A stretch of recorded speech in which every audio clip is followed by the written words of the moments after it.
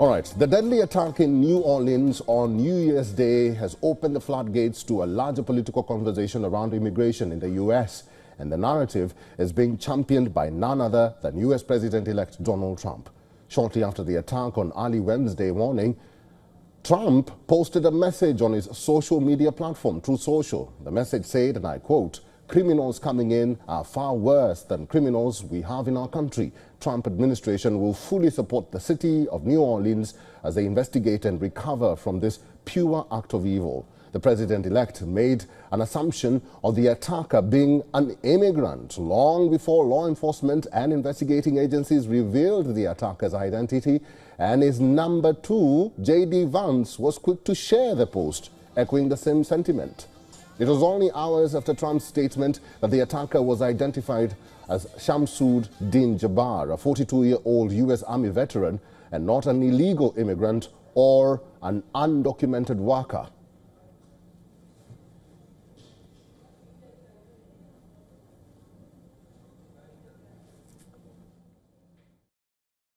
The subject has been identified as 42-year-old Shamsud Din Jabbar, a U.S.-born citizen from Texas.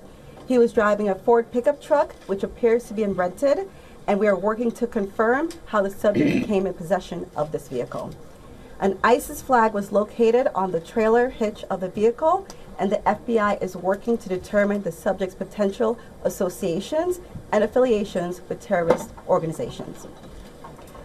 Weapons and potential improvised explosive devices, IEDs, were located in the subject's vehicle. Other potential IEDs were also located in the French Quarter. As of now, 2 IEDs have been found and rendered safe. Now, according to the Pentagon, Jabbar served more than 10 years in the military as a human resource specialist and an IT specialist. Jabbar was also deployed to Afghanistan from 2009 to 2010. He held a degree in computing from Georgia State University and lived in Houston, Texas, where he had worked as a real estate agent. An older YouTube video surfaced on social media where Jabbar was seen introducing himself as a property manager from Texas. There are other right-wing politicians who floated an anti-immigrant narrative after the attack in New Orleans killed 10 people and injured scores of others. Republican leader from Texas, Wesley Hunt, was quick to tweet about enemies infiltrating U.S. borders, slamming the Biden administration for its failure to control the crises. Another Republican congressional leader, Marjorie Taylor Greene, echoed Trump's narrative, alleging that America's borders have been left wide open. Her tweet also pins the blame on immigrants for the attack. The narrative around immigration in the U.S.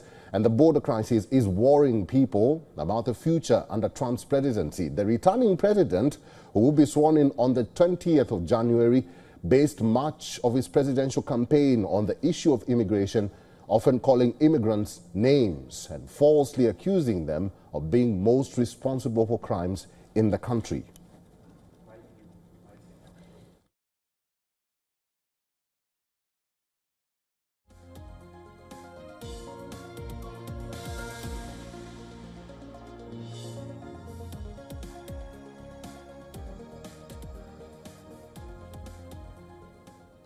Peter Kuznick is a professor of history at American University. Mr. Professor is joining us live from Washington, D.C. Professor Kuznick, welcome to WION The World is One, and it's good to see you. Happy New Year to you.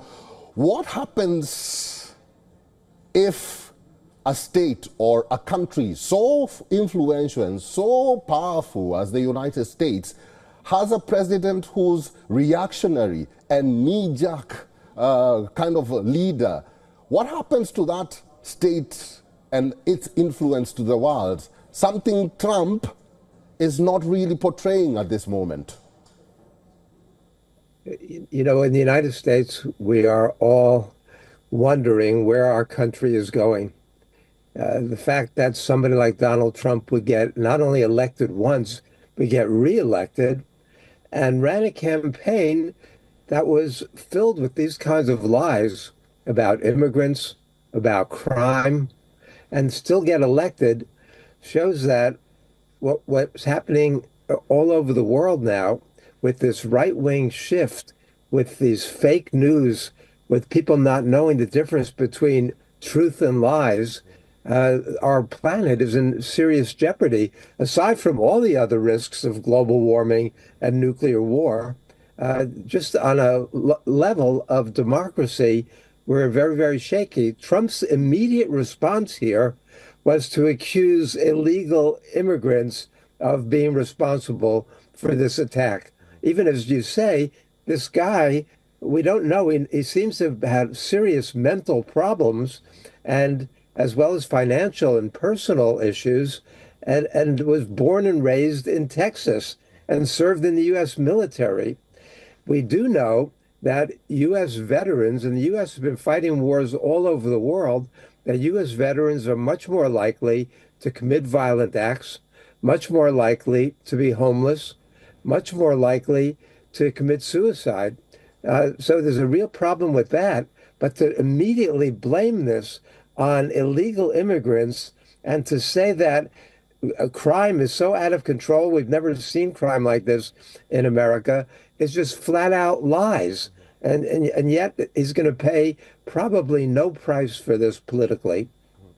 Mr. Kuznick, critics are now divided because there are some who say that immigration will be a better issue for Trump than it was in 2020.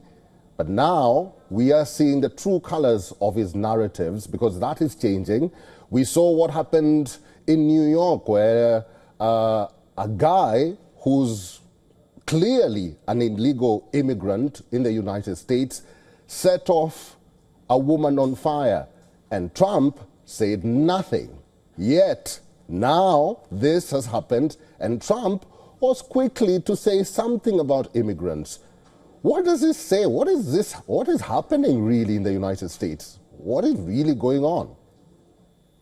Well, we see the debate over the H-1B visas, where Elon Musk, who's no champion of democracy, denounced the racists in the Trump coalition, which is largely, I mean, not all of Trump's supporters, of course, are racist, but if you are a racist, you're going to be a Trump supporter in the United States. And so we see this fight going on within the Republican Party, within the administration, between the tech bros led by Elon Musk and the MAGA base over, and we have to admit that this is about Indian immigrants, because 70% of the people who come in on these H-1B visas to do these high-tech and software engineering jobs are Indians. And so we see this divide in the United States again. Trump usually likes to be a divisive individual and divisive leader, but this is backfiring now because a fight is going on within his own base and within his own administration. So it's very likely that 2 years from now, the American people come to their senses and throw the bums out. But we're going to have to be very careful over the next 2 years because there are real fascist proclivities among the Trump supporters. They're not all fascists. Trump is all over the place on most of these issues, and he possibly could do some good things when it comes to foreign policy. We're hoping he does. But we have to be vigilant. We have to be alert because American democracy, fragile as it is, may hang in the balance. All right, we'll have to end it there. Professor Peter Kuznick, as always, it's good to talk to you. Thank you very much for your time. Happy New Year to you. Happy New Year. For all the latest news, download the WION app and subscribe to our YouTube channel.